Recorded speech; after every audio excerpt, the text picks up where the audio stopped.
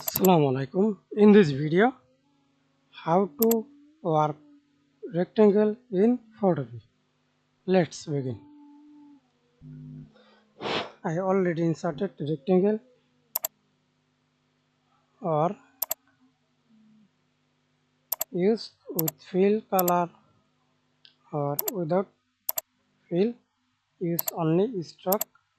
Change the stroke size as you wish. Then step 1, go to edit tab, transform work, use custom work or use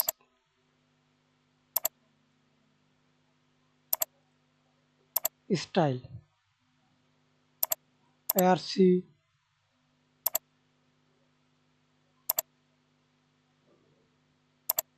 shell lower,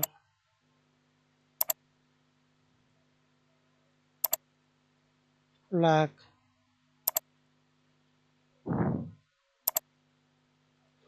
Okay, and step 2,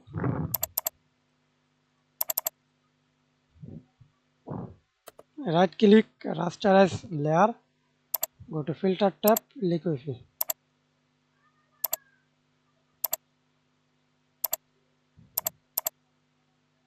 That's it.